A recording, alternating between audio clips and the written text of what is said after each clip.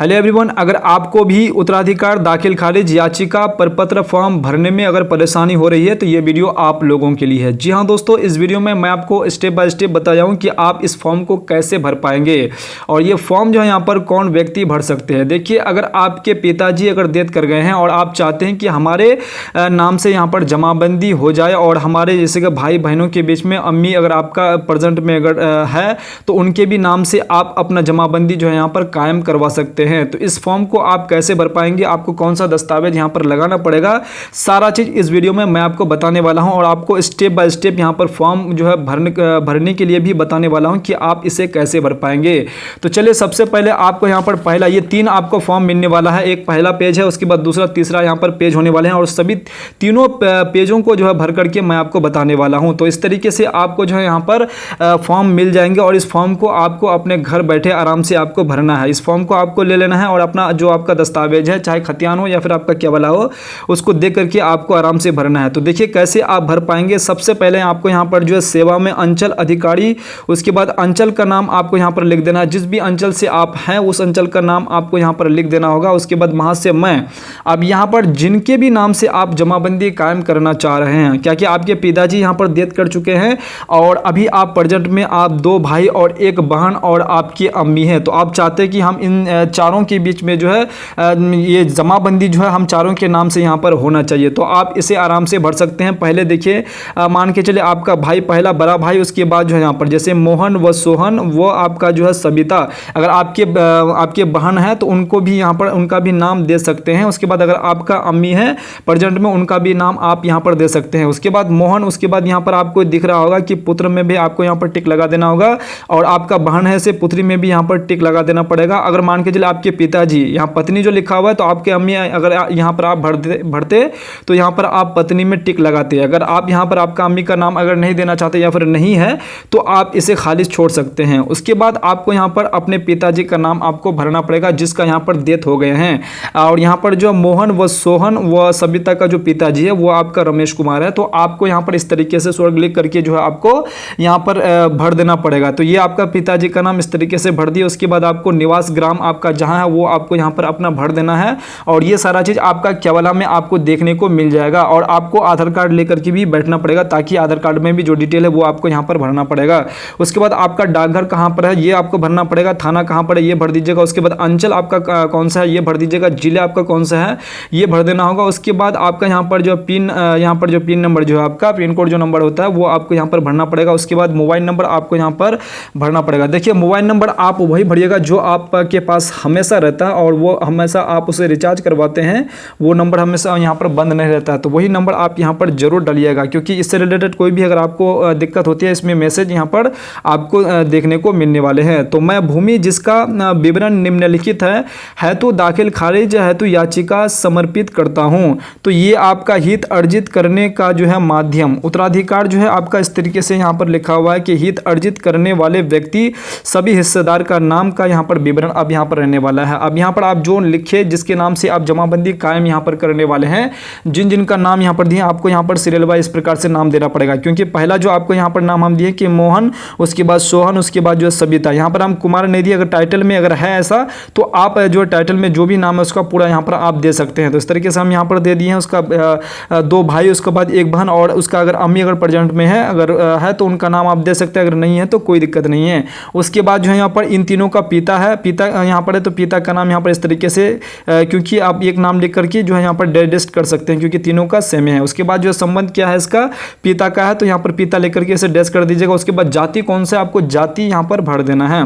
उसके बाद लिंग कौन सा है ये पुरुष। उसके बाद ये जो स्त्री है तो यहाँ पर जो आपको इस तरीके से आपको लिख देना है। उसके बाद यहाँ पर आपको मोबाइल नंबर दिख रहा होगा। मोबाइल नंबर अगर सबका अगर अलग अलग है तो आप अलग अलग दे सकते हैं, नहीं तो आप एक ही मोबाइल नंबर आप यहाँ पर बैठा सकते हैं। उसके बाद आपको सभी का जो है यहाँ पर आधार नंबर देना बेहद जरूरी है। ये आधार नंबर भी आपको यहाँ पर सबका जो है भर देना है। उसके बाद पता आपको दे देना है, ग्राम, पोस्ट, थाना, जिला, अंचल, इस तरीके से आपको यहाँ पर भर देना है। तो यहाँ तक आपका यहाँ पर काम कर लेते हैं। उसके बाद अगला जो आपका यहाँ पर होता है कि व्यक्ति पूर्वज का नाम जिससे हित अर्जित किया गया है कि विवरण यहाँ पर आपको देना पड़ेगा। अब जिनके नाम से यहाँ पर जमाबंदी चल रहा है, आपके पिताजी के नाम से अभी प्रेजेंट में जमाबंदी चल रहे हैं तो उनका नाम आपको यहाँ पर देना पड़ेगा। जैसे यहाँ पर रमेश कुमार जो है आपका पिताजी है है तो पूर्वज का नाम आपको यहाँ पर देना पड़ेगा, ना कि आपके पिताजी का नाम आप देंगे। जिनके नाम से जमाबंदी अभी चल रहे हैं उनका नाम आपको यहाँ पर बैठाना होगा। अगर फॉर एग्जाम्पल आपके पिताजी नहीं बल्कि आपके माताजी के नाम से यहाँ पर जमाबंदी चल रहे हैं तो आपके अम्मी का नाम यहाँ पर आपको लिखना पड़ेगा। उसके बाद यहाँ पर जो है पिता, यहाँ पर पिता इसका कौन सा, रमेश का पिता क्या होगा यहाँ पर आपको लिख देना होगा। उसके बाद जो है यहाँ पर कौन सा संबंध है इनसे, तो ये आपको यहाँ पर इस तरीके से लिख देना है। इसका जाति कौन सा है ये आपको लिख देना है। उसके बाद ये जो लिंग कौन सा है ये आपको लिख देना है। मोबाइल नंबर आपको लिख देना है। उसके बाद पता आपको जो है इस प्रकार से लिख देना है। तो इस तरीके से ये फॉर्म आपका यहाँ पर पहला फॉर्म आपका यहाँ पर कंप्लीट हो जाता है। उसके बाद दूसरा फॉर्म आप कैसे भर पाएंगे ये देख लीजिए। ये दूसरा फॉर्म में आपको कुछ इस प्रकार से देखने को मिलेगा। हित अर्जित किए गए भूमि का विवरण आपको इस तरीके से यहाँ पर भरना पड़ेगा। देखिए जिला का नाम आपको भर देना है। उसके बाद अंचल का नाम यहाँ पर दे देना है। उसके बाद हल्का यहाँ पर पंचायत का नाम, जो आपका हल्का जो होगा, जो आपका मौजा है उसमें हल्का नाम लिखा हुआ रहेगा, वो आप देख करके आराम से भर सकते हैं। उसके बाद राजस्व ग्राम कौन सा है आपको ये भर देना है। उसके बाद यहाँ पर जो है आपका राजस्व थाना संख्या कितना है ये आपको भर देना बेहद ज़रूरी है। अगर ये आपका जो मान के चलिए पहला दूसरा मौजा में आप भर रहे हैं तो आपका वहाँ पर राजस्व थाना जो है अलग अलग हो सकता है, तो ये आप देख लीजिएगा, देख करके ही भरिएगा। उसके बाद यहाँ पर जो है आपका जो जमाबंदी संख्या जो होता है, जो नंबर आपको जो आपका यहाँ पर रसीद जो निकालेंगे तो उसमें आपको भाग संख्या, पृष्ठ संख्या और जमाबंदी नंबर होता है, वो आप जमाबंदी अगर आपके पास पेज है तो वो आप यहाँ पर देख करके उसमें जो भाग संख्या, पृष्ठ संख्या आराम से इसे बैठा सकते हैं। अगर ये नहीं बैठेंगे तो आप जमाबंदी संख्या भी बैठा सकते हैं। तो इस तरीके से आपको यहाँ पर बैठा लेना है। उसके बाद जो है खाता नंबर आपका जितना होगा, 3 होगा, 4 होगा, 5 होगा, जितना होगा इस तरीके से आपको यहाँ पर भर लेना है। मेरे केस में यहाँ पर जो 2 गो खाता है तो 2 गो खाता इस प्रकार से आपको भर लेना है। और इसमें जितना भी प्लॉट होगा सारा प्लॉट आपको जो है इस प्लॉट संख्या में आपको इस खाना में आपको भर लेना है। उसके बाद जितना यहाँ पर जो जमीन का रकबा होगा, रकबा आप कैसे लिख पाएंगे, देखिए यहाँ पर 0 एकड़ 57 डिसमिल इस प्रकार से लिखना, क्योंकि एकड़ और डिसमिल यहाँ पर लिखा हुआ है। तो बहुत सारे केसेस में क्या होता है कि डिसमिल के बाद जो है यहाँ पर कुछ और भी पॉइंट में जो जमीन होता है उसको कैसे लिखें, तो यहाँ पर 0 एकड़ 35 डिसमिल 500 वर्ग कड़ी आपका जो है 35.5 डिसमिल इस प्रकार से आपको लिखना है। उसके बाद जो 1 एकड़ 46 डिसमिल, उसके बाद जो है 2 एकड़ 18 डिसमिल, उसके बाद जो है 0 एकड़ जो है 3 पॉइंट जो है 500 यहाँ पर वर्ग कड़ी है, तो इस प्रकार से आपको लिखना है अगर आपका पॉइंट में अगर जमीन है तो ये आपको इस तरीके से लिख देना है जमीन का। उसके बाद आपको चौहद्दी देना है। आप चौहद्दी आप कैसे लिख पाएंगे, देखिए ये जो आपका यहाँ प्लॉट संख्या जो है 30 है, तो 30 का यहाँ पर चौहद्दी में उत्तर में कौन है, दक्षिण में कौन है, पूर्व में कौन है, पश्चिम में कौन है, तो इस प्लॉट में आपको यहाँ पर जाना पड़ेगा। ये जो आपका 30 प्लॉट नंबर है, 30 प्लॉट संख्या है, तो इस प्लॉट में जैसे ही आप जाइएगा तो इसका अभी वर्तमान में देखिएगा कि इसका चौहद्दीदार जो है यहाँ पर चौहद्दीदार कौन है, उत्तर में इसका कौन है, दक्षिण में कौन है और पूर्व में कौन है, पश्चिम में कौन है। इस तरीके से सारा प्लॉट का आपको यहाँ पर चौहद्दी आपको जो है इस तरीके से बैठा लेना है। आपको अगर पता नहीं है तो आपको यहाँ पर मालूम करवाना होगा, किसी अमीन से आपको यहाँ पर पता करवाना होगा कि इसका जो चौहद्दी क्या है। तो ये चौहद्दी आप यहाँ पर सभी प्लॉट का आराम से इसे बैठा सकते हैं। अगर सारा प्लॉट अगर एक ही जगह है तो सारा प्लॉट का अगर एक ही जगह मतलब पूरा आपका मिला हुआ है तो आप एक ही यहाँ पर जो अगर आप ही के पास पूरा प्लॉट है तो आप जो है यहाँ पर सभी का जो है एक ही यहाँ पर चौहद्दी दे सकते हैं। अगर नहीं, अगर हर प्लॉट जो अलग अलग है तो आपको अलग अलग यहाँ पर चौहद्दी इसका यहाँ पर बैठाना पड़ेगा। तो ये आपको बैठाना बिल्कुल ज़रूरी है। उसके बाद तीसरा पेज आपका जो है इस तरीके से यहाँ पर रहने वाले हैं। ये जो आपका यहाँ पर हित अर्जित यहाँ पर करने से संबंधित साक्ष्य का विवरण, यहाँ पर दस्तावेज का प्रकार अब आपको यहाँ पर भरना पड़ेगा। आप जो दस्तावेज जो देंगे उस दस्तावेज किस दस्तावेज के बेसिस पे आप अपना जो है जमाबंदी यहाँ पर अलग करवाना चाह रहे हैं। हो सकता है कि केवला है या फिर आपका यहाँ पर खतियानी है या फिर आप हो सकता है कि वो जमीन आपका यहाँ पर जो बास्केट का है। तो इस प्रकार से आपको यहाँ पर इस तरीके से लिख देना है। तो ये मान के चलिए आपका अगर केवला वाला अगर जमीन है तो आपको यहाँ पर जो दस्तावेज संख्या जो डीड संख्या उसे कहा जाता है और आपका जो है ये डीड संख्या आपका केवला का फर्स्ट पेज में ही आपको ऊपर देखने को यहाँ पर इस तरीके से मिल जाएगा। उसके बाद दस्तावेज दिनांक आप जो है जिस दिन आपका जमीन का रजिस्ट्री यहाँ पर हुए थे वो आपको डेट यहाँ पर दे देना है। उसके बाद यहाँ पर दस्तावेज का मूल्य आप कैसे बैठा पाएंगे, देखिए दस्तावेज का मूल्य जो आपका स्टाम्प पेपर है तो उसमें आपको स्टाम्प में आपका हो सकता है कि 500 का है या फिर 1000 का है, जितना का भी है वो आपको यहाँ पर भरना पड़ेगा। उसके बाद यहाँ पर जो है निर्गम करने वाले कोर्ट का नाम यहाँ पर आपको भर देना होगा। जैसे कि यहाँ पर निबंध कार्यालय ये जो है आपको यहाँ पर नाम भर देना पड़ेगा। उसके बाद जिला आपका जो है वो आपको यहाँ पर भरना पड़ेगा। उसके बाद यहाँ पर पता सिर्फ आप यहाँ पर अंचल और पोस्ट लिख करके यहाँ पर छोड़ सकते हैं। इसके बाद जो है अगर मान के चलिए अगर खतियानी अगर आपका जमीन है तो खतियान में आप कैसे भर पाएंगे, तो यहाँ पर खतियान में तो दस्तावेज संख्या यहाँ पर नहीं रहता है, तो आप जो है वहाँ पर ये दे सकते हैं कि कौन सा खतियान है, CS खतियान है या फिर RS खतियान है। तो आप अगर मान के चलिए CS खतियान है तो आपको CS लिख करके यहाँ पर इसे छोड़ देना है। उसके बाद यहाँ पर जो है दस्तावेज जो यहाँ पर दिनांक दिनांक जो लिखा हुआ है, तो उसमें आपका यहाँ पर किस डेट को आपका खतियान को यहाँ पर इशू जारी किया गया था वो डेट यहाँ पर आपको लिखना है। उसके बाद ये जो है जगह आप छोड़ सकते हैं, उसके बाद ये भी छोड़ सकते हैं। उसके बाद ये जो आपका जिला का नाम है ये आपका यहाँ पर सेम ही रहने वाला है। उसके बाद ये जो भी है ये पता है ये आप इस प्रकार से इसे भर के इसे छोड़ सकते हैं। तो इस प्रकार से आपको ये जो है दस्तावेज का यहाँ पर जो प्रकार आपको भरने के बाद ये खाना आपका भी कंप्लीट हो जाता है। उसके बाद जो है मैं इसके साथ उपयुक्त भूमि में हित अर्जित दर्शाने वाले दस्तावेजों की 100 अभिप्रमाणित छायाप्रति संकलन कर रहा हूं और हित अर्जित करने वाले व्यक्ति का भूमि पर शांतिपूर्वक दखल कब्जा है तथा भूमि स्वतःवाद से मुक्त है। तो देखिए इसमें क्या कह रहे हैं कि आप जितना भी पेज यहाँ पर जेरॉक्स करके यहाँ पर इसमें लगाएंगे तो आपको इसमें हर पेज में आपको जो है ये लिखना होगा 100 अभिप्रमाणित लिख करके आपको नीचे इस तरीके से सिग्नेचर कर देना होगा।